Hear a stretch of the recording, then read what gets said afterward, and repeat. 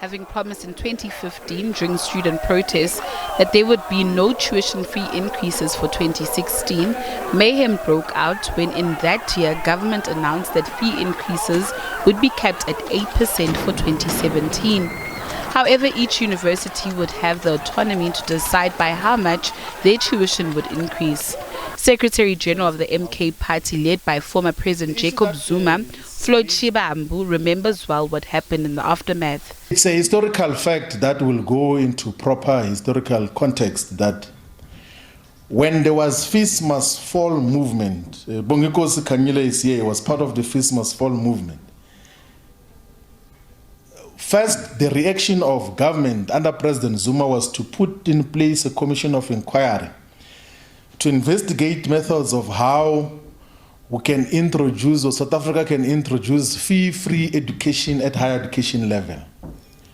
And that commission did not recommend that there must be fee-free education at higher education level. It recommended some mixed masala of combinations of student loans and banks' involvement and all of those things there. But President Zuma rejected that report and announced that there must be free quality education for all at higher education level.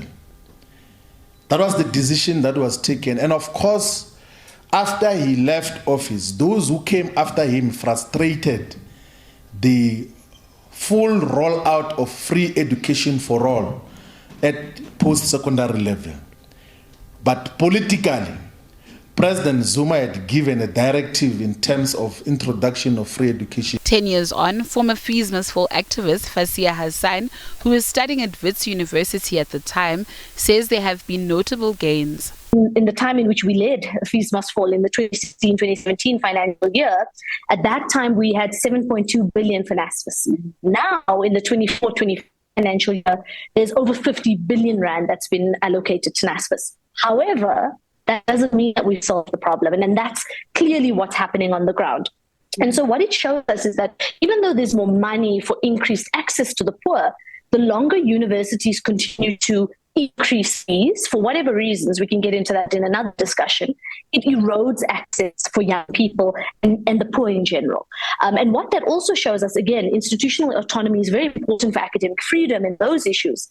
But the reality is, until we are able to go to universities and say, but you're charging exorbitant amounts of money, even after major student protests, and that means that that same 50 billion that is now been allocated in this financial year or in the next financial year can accommodate not enough students. However, Hassan believes much more needs to be done to achieve the dream of a free, decolonized education. I think it is certainly possible. And I'll say it even now as a member of parliament. I may not sit, in fact, I don't sit in the higher education portfolio. I sit in the mineral and petroleum resources, and I also sit in the electricity and energy committee. And now that I'm sitting in different more mainstream committees, you're starting to see actually there is money in the country. There are resources. There are so many ways to leverage off the natural wealth in this country, to the point where you actually get more angry sometimes at the fact that we're not giving more to our people. And I don't just mean this in terms of higher education. I mean this in terms of social welfare. I mean this in terms of housing, in terms of water infrastructure, electricity infrastructure.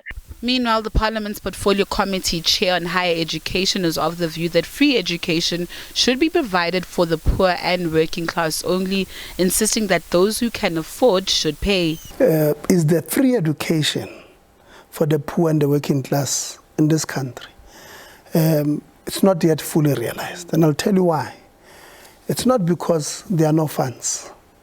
This government has put in resources there. Like I've told you, since 2015, the scheme would have, moved from about 5 billion to 50 billion now, multiplied 10 times to address accessibility to education, free education for the poor and the working class. The management of it can be discussed, that it is where it's wrong, because these people, it's not even NFSAS in my view, it's these people who have given responsibilities to run the institution called NFSAS. They've created a huge problem for us. They don't look at NFSAS as a vehicle to change lives of our people. They look at NFSAS as a vehicle to change their lives. So they look at it, they say 51 billion, how much can we steal? It is clear that a greater partnership between the public and private sector is needed for a successful long-term solution to the country's higher education crisis. Natasha Phiri, SABC News, Johannesburg.